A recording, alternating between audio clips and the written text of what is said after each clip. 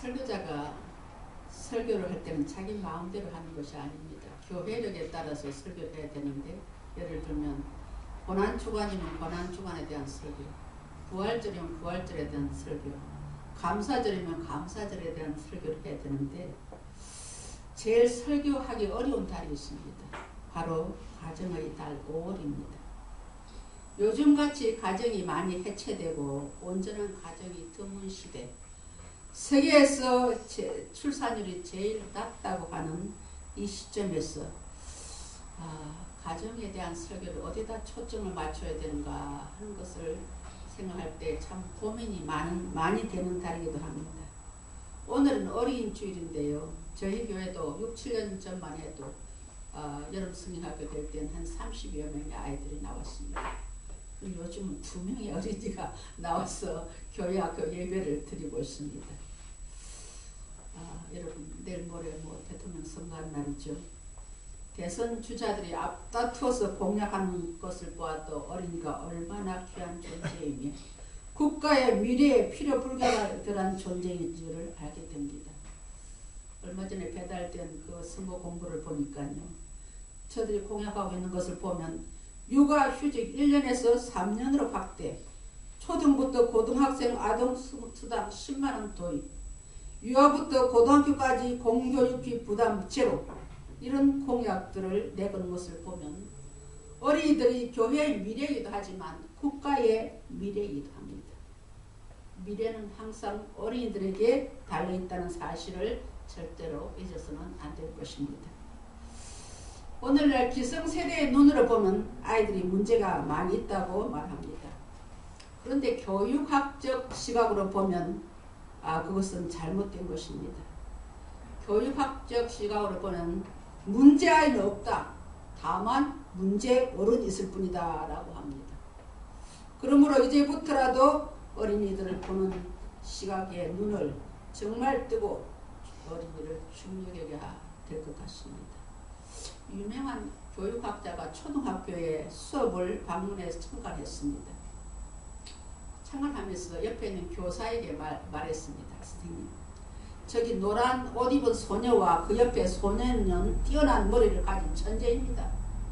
그러니까 선생님께서 관심을 가지고 잘 양육하면 훌륭한 인물이 될 것입니다. 이렇게 했습니다.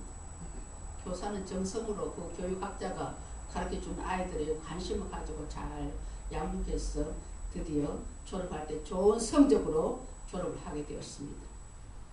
예언이 적중한 것에 감동한 교사는 교육학자에게 감사의 뜻을 전했습니다. 그러자 교육학자는 말합니다. 선생님, 사실 저 두 아이는 제가 모르는 학생입니다. 다만 눈에 띄는 학생 2명을 골라 부탁했을 뿐입니다. 라고 했습니다. 선생님의 지극한 사랑과 보살핌이 있다면 아이들이 자신의 능력과 상관없이 무한하게 발전할 수 있다는 것을 깨달게 해준 내용입니다. 지혜왕 솔로몬은 오늘 본문을 통해서 이렇게 말합니다. 마땅히 행할 길을 아이에게 가르치라. 그리하면 늙어도 그것을 떠나지 아니하리라고 했습니다. 여기서 마땅하다는 뜻은 옳다, 당연하다는 뜻입니다. 아이는 여기는 젖먹이부터 시작해서 아이라고 합니다. 젖먹는 아이 때부터 반드시 알아야 될 것을 가르치면 늙어도 그것을 떠나지 않고 그대로 살게 된다는 것입니다. 여기서 가르치다 말은 히브리어로 하노크란 뜻인데요. 가르치다는 이 의미는 길들이다 하는 그런 뜻이 더 강합니다. 일생을 바치라는 의미도 포함되어 있습니다. 따라서 자녀들 능력과 기질을 고려하여 일생 동안 하나님께 헌신하는 삶을 살도록 훈련시키라는 강한 의미가 포함되어 있습니다. 여러분, 부모는 자식의 거울입니다. 옛날에 한동안 유행했던 프로자식 시리즈라는 것이 있습니다. 거기에서 보면 이런 대목이 있습니다. 한 번 아버지와 아들이 목욕탕에 갔습니다. 그래서 아버지가 뜨거운 열탕에 들어가서 시원하다 그러면서 야 아들아 이리 들어오너라 그랬더니 아들이 뭣도 모르고 들어갑니다. 얼마나 뜨거운지 한땀 놀래가 나오면서 아들이 이런 말 합니다. 세상에 믿을 놈 하나도 없다니까 라고 했답니다. 아버지가 그래서 아들을 달래기 위해서 만두집으로 데려갔습니다. 거기서 만두 한 접시를 시키고 아버지가 7개 먹고 아들이 3개 먹었습니다. 그러면서 좀 미안해진 아버지가 아들아 배부르지? 그랬더니 아들이 눈을 크게 부릅뜨고 말합니다. 만두 3개 먹은 놈이 배부르면 7개 먹은 놈 배 터져 죽겠다 하고 했답니다. 여러분, 이런 꼴을 당하지 않으려면 새순이 올라올 때 잘 가르쳐야 합니다. 아이들은 자기 부모의 말과 행동을 그대로 답습합니다. 줄기가 굳어지는 때가 늦습니다. 오늘 본문은 지혜의 왕인 솔로몬의 잠언입니다. 솔로몬은 지혜가 부족한 르호보암과 국민들에게 자녀 교육에 대한 말씀을 기록해 놓았습니다. 솔로몬 당시만 해도 많은 부모들이 자녀가 성장해서 부모하고 불효하고 인생에 실패한 이유를 잘 몰랐습니다. 그래서 솔로몬은 자녀의 장래를 하나님이 책임진다는 약속을 믿게 하려고 이 글을 썼습니다. 잠언 같은 장에 있는 15절의 말씀입니다. 아이의 마음에는 미련한 것이 얽혔으니 징계하는 채찍이 이를 멀리하느니라 했습니다. 아이들이 마음에 순진하고 진실한 것은 사실입니다. 그러나 그 마음속에는 미련한 것이 얽혀있다고 했습니다. 악습에 빠지기 쉽고요. 또한 제 마음대로 하려는 성질이 있습니다. 이것은 타락한 아담의 본성을 물려받았기 때문입니다. 그러므로 어렸을 때부터 예수님의 피공로로 구원받아서 어려서부터 엄한 징계를 가할 필요가 있다는 것입니다. 요즘은 부모들이 자식을 때리면 미개한 부모라 그러는데 성경은 그렇지 않습니다. 채찍으로 아이를 때릴지라 죽지 아니하리라. 그렇게 징계를 가르치고 있습니다. 그러므로 우리들도 자녀들이 하나님 제일주의로 신앙생활을 하도록 가르쳐야 합니다. 그래서 하나님께서 약속하신 복을 받도록 해야 할 것입니다. 본문 6절에 마땅히 행할 길을 아이에게 가르치라. 그리하면 늙어도 그것을 떠나지 아니하리라 했습니다. 여기서 그리하면의 뒤에 따라오는 늙어도 그것을 떠나지 아니하리라는 말씀을 우리는 주목해야 합니다. 여러분, 늙으면 떠난 것이 많지요. 명예도 떠나고요, 학식도 떠나고, 집이도 떠나고, 늙어지면 다 떠나게 되어 있습니다. 그러나 늙어도 우리를 떠나지 않는 것이 있습니다. 그것은 뭐냐 하면 우리가 어릴 적에 부모에게 받은 가르침은 늙어도 떠나지 않습니다. 그러기에 자녀들에게 부지런히 가르쳐야 합니다. 그럼 우리가 우리의 자녀들에게 마땅히 가르쳐야 할 것이 무엇이었을까요? 첫째로 하나님 말씀을 가르쳐야 합니다. 우리나라 사람들은 주로 어린이날이 되면 밖에 나가서 맛있는 거 사주고 선물 사주고 그렇게 합니다. 그러나 자녀들을 세계적인 인재로 키운 부모들은 다릅니다. 그들은 자녀들을 말씀으로 키웁니다. 여러분 잘 아는 미국의 링컨 대통령의 어머니 내시 여사 유명합니다. 그는 세상을 떠나면서 그가 임종시에 링컨의 손을 잡고 사랑하는 내 아들아, 너는 항상 성경을 읽고 성경의 말씀대로 살아가는 사람이 되어라. 무엇보다 하나님을 사랑하고 이웃을 사랑해야 한단다. 이것이 나의 마지막 부탁이다 하고 숨을 거두었습니다. 어릴 때 어머니로부터 성경 읽고 기도하는 것을 배운 영향이 일생 동안 링컨을 지배했습니다. 링컨은 공교육은 정규교육은 1년도 받지 못했습니다. 그러나 빈곤에 처져 밑바닥에서 스스로를 일으켜서 마침내 대통령의 자리에까지 오른 사람입니다. 그는 대통령 취임 연설에서 이렇게 말했습니다. 오늘의 내가 나된 것은 어머니의 기도와 어머니께서 가르쳐 주신 성경을 배운 덕택이라고 했습니다. 여러분들이 너무나 잘 아는 유대인들의 세마라고 불리는 신명기 6장 4절로 9절의 말씀을 유대인들은 철저하게 가르치고 있습니다. 이스라엘아 들으라. 우리 하나님 여호와는 오직 하나이신 여호와시니 너는 마음을 다하고 성품을 다하고 힘을 다하여 내 하나님 여호와를 사랑하라. 오늘날 내가 네게 명하는 이 말씀을 너는 마음에 새기고 내 자녀에게 부지런히 가르치며 집에 앉았을 때든지 길을 행할 때든지 누웠을 때든지 일어날 때든지 이 말씀을 강론할 것이며 너는 그것을 내 손목에 메어 기호를 삼으며 내 미간에 붙여 표를 삼고 내 집 문설주에 기록할지니라 그랬습니다. 한마디로 어떤 목사님 그러대요.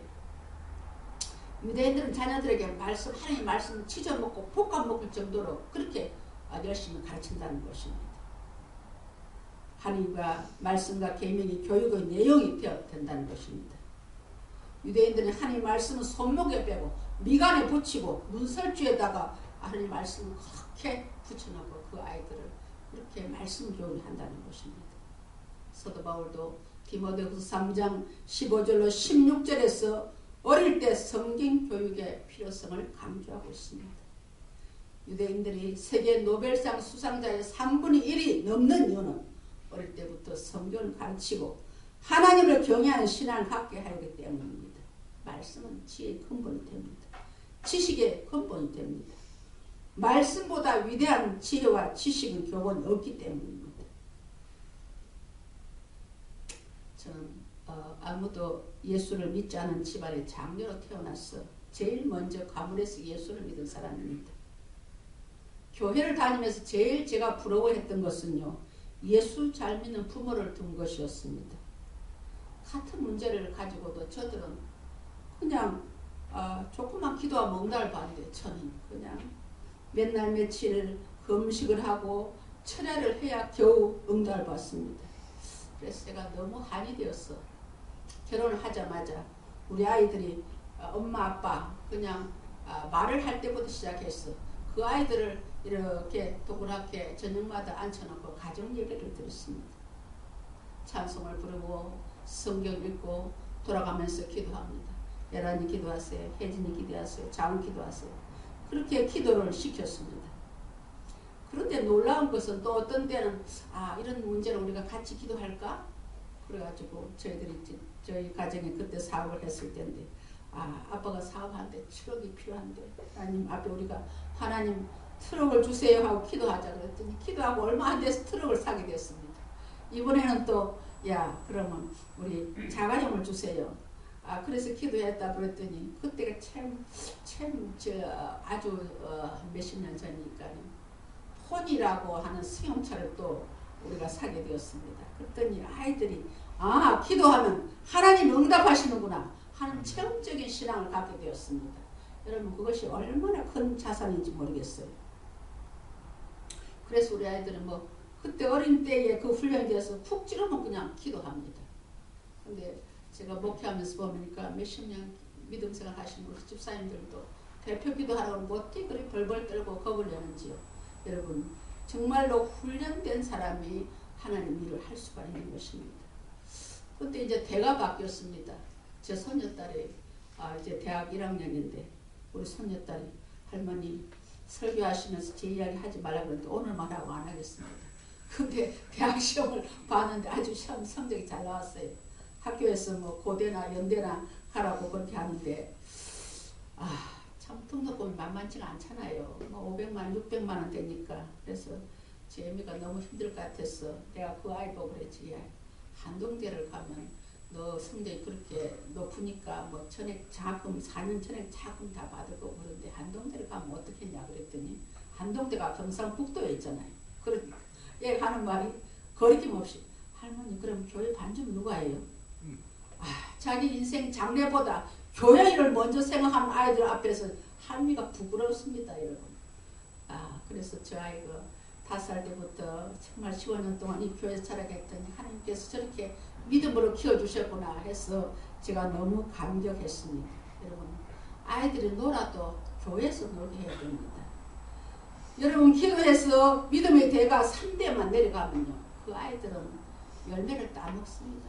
여러분 제발 여러분들 자녀들을 기도해서 믿음의 대가 끊어지지 않도록 하는 부모들이 되시기를 주의 이름으로 축원합니다. 제가 이런 말을 하면 성도님들 중에는 목사님 이제 우리 자식들은 다 커버렸는데 어떡합니까? 머리가 큰 자식들을 어떻게 가르칩니까? 하는 분들이 계실 것입니다. 그러나 낙심하지 마십시오. 하나님은 1000만 가지 방법을 가지고 계십니다. 믿음을 여러분 믿음이 성장하는 사람들 보면 단순 무식한 사람들이 믿음이 성장합니다. 제가 그 단순 무식한 부류에 속한 사람입니다. 그냥 말씀이 그렇다면 그대로 아멘하고 실천하라고 애를 썼습니다. 목사님 강단에서 말씀하면 아멘하고 그렇게 하려고 애를 썼습니다. 천국은 침노하는 자의 것이라고 말씀하셨는데 우리 연로하신 우리 전선옥 권사님은 아시겠네요. 70년대 아주 유명한 부흥사 강다리 목사님 아시죠? 전 권사님? 들으셨나? 아주 70년대 유명한 강다리 목사님이라고 계셨어요. 그분이 우리 교회에 와서 여러분 남편이 예수 안 믿는 사람 손 들어보세요. 그때 저희 남편이 교회를 안 다녔거든요. 그래서 제가 손을 들었습니다. 몇 사람이 손을 들었어요. 그때 자기가 남편 교회에 나오는 방법을 가르쳐주겠대요. 그래서 무슨 방법이냐 하니까 남편의 신발을 비닐봉다에 싸가지고 와서 아침마다 새벽기도 하면서 하나님 이 신발 신고 교회 나오게 해달라고 할렐루야 기도하라고 그럽니다. 우리 임춘옥 성도님 감동받았나 보네. 그렇게 해보세요. 예, 그래서 제가 그때부터 아멘 했지요. 그래서 아주 뭐 다른 거 생각 안 하고 그냥 그날 그 뒷날 아침부터 비닐에다 남편 구두 신고 구두 싸가지고 새벽기도 와서 하나님 이 신발 임자 이 구두 신고 교회 나오게 해주세요. 할렐루야. 그랬더니 여러분 그 남편이 교회 나오고 장로가 되었습니다. 10년 동안 심호하고 이제 한 부름받아고 소천하셨습니다만 여러분 믿음은 계산하고 따지고 계산기하고 하는 게 믿음이 아닙니다. 하나님 말씀 그렇다면 아멘하고 순종하는 게 믿음인 줄 믿으시기 바랍니다. 할렐루야. 그럼 말씀을 가르쳐야 되는데 그 다음에 뭘 가르쳐야 될까요? 기도를 가르치고 위에서 기도해야 됩니다. 기도는 하나님과 대화입니다. 하나님과의 관계를 바르게 합니다. 그러므로 자녀들에게 기도를 가르쳐야 합니다. 마귀와 세상을 이기는 길은 기도밖에 없음을 가르쳐야 합니다. 환경의 변화를 거주하는 유일한 길도 세상의 힘이 아니라 기도의 힘으로 가능함을 가르쳐야 합니다. 기도를 통해 하나님의 능력을 받아 매일매일 승리하는 자녀를 가르치시기 바랍니다. 기도는 하늘 문은 열쇠인 줄 믿으시기 바랍니다. 여러분 기도의 어머니라고 유명한 어거스틴의 어머니 모니카를 여러분 아실 것입니다. 기독교 2000년 역사 가운데 배출한 위대한 신학자 중에서 어거스틴을 빼놓을 수가 없습니다. 그가 쓴 참회록에 보면 그는 어렸을 때부터 방탕하였습니다. 결혼도 하기 전에 아이를 낳았습니다. 이처럼 부모가 싫어하는 일만 골라가면서 하던 부모를 애태우던 아들이었습니다. 그러나 그의 어머니 모니카는 그를 위한 기도를 쉬지 않았습니다. 그 기도가 하나님께 상달되었어. 어거스틴이 회개하고 돌아왔습니다. 그렇게 아들을 위해서 절절하게 기도하는 모니카를 본 그 당시에 암브로시우스 감독 이렇게 모니카에서 말합니다. 모니카 잘 되지니 걱정하지 마십시오. 눈물의 자식은 망하지 않습니다. 라고 했습니다. 눈물로 기도하십시오. 눈물의 자식은 망하지 않는 사실을 믿으시기 바랍니다. 사랑하는 사람들 여러분, 자녀들 앞에서 자녀들이 교회 나오든지 안 나오든지 항상 이 말을 하세요. 엄마는 너를 위해서 항상 기도한다. 또 식구끼리 모였을 때 무슨 명절이신도 모일 때 뭐 자녀들 살다가 어려움을 닥치면 엄마 이런 일이 어려워요. 뭐 아버지 이런 일이 내가 힘들어요. 그렇게 하면 우리는 이런 말 해줘야 됩니다. 어려운 일이 있을 때 기도해야 한다. 하나님 반드시 응답하신다. 잘 될 거야. 이런 말을 입버릇처럼 해야 됩니다. 그리고 자녀들에게 기도하는 부모의 모습을 보여야 합니다. 비록 그들이 주님 앞으로 지금은 돌아오지 않는다 할지라도 어려움 오면 은연중에 엄마가 어려움 오면 기도하라고 했지. 기도해야지 하고 무릎을 꿇게 되는 것입니다. 기도하라는 말을 세뇌시켜야 됩니다. 여러분 북쪽에 왜 그 공산주의가 그렇게 어린 사람까지 세뇌되었습니까? 계속해서 김일성 주체 사상을 주입하니까 그 세뇌 받아가지고 그렇게 하지 않습니까? 우리 부모들도 계속 기도의 중요성을 세뇌시키시기를 주의 이름으로 축원합니다. 어머니가 평생 예수를 앞으로 돌아오지 않는 자식을 위해서 계속 기도했습니다. 그러나 그 기도에도 불구하고 그 어머니가 자식이 주 앞으로 돌아오지 못하는 것을 보고 이 세상을 떠났습니다. 그런데 그 아들이 어머니의 장례식을 마치고 집에 들어왔습니다. 그런데 그 아들에게 제일 눈에 먼저 띄는 것이 어머니가 교회 다니듯 짚고 다니던 지팡이였던 것입니다. 그 지팡이를 본 아들이 통곡을 했습니다. 지팡이를 짚고 새벽마다 자신이 주 앞으로 돌게 해달라고 기도하셨는데 어머니의 한을 풀어드리지 못한 아들이 회개하고 어머니가 돌아가시고 난 후에 하나님 앞으로 돌아왔습니다. 여러분, 자식을 위해서 기도해 놓으면 우리가 이 땅을 떠난 후에도 그 기도가 응답된다는 사실을 믿으시기 바랍니다. 기도하는 것을 결코 포기하지 마시기 바랍니다. 세 번째는 사랑을 가르쳐야 합니다. 20세 이하의 범죄자들은 소년원이라는 곳에 넣습니다. 거기에서 통계를 냈습니다. 그 소년원에 들어간 소년들을 대상으로 통계를 냈더니 부모의 사랑이 결핍된 아이들이 범죄에 빠지기 쉽다는 결과가 나왔습니다. 문제는 없다. 다만 문제의 부모가 있을 뿐이다 라는 말이 있습니다. 부모의 사랑이 문제가 있을 때에 자녀가 문제가 되는 것입니다. 여러분, 자식을 사랑하지 않는 부모가 어디 있겠습니까? 문제는 사랑을 전달하는 자녀에게 사랑을 전달하는 방법이 문제인 것입니다. 몇 년 전에 세관을 발칵 뒤집어놨던 사건이 있었죠. 모재벌 회장이 보복폭행 사건으로 세상을 떠들게 했습니다. 그도 아들을 사랑했습니다. 그러나 아들을 사랑하는 방법에 문제가 있었던 것입니다. 다른 사랑을 가르쳐야 합니다. 마음속에 사랑이 가득하다고 자녀의 삶이 채워지는 것은 아닙니다.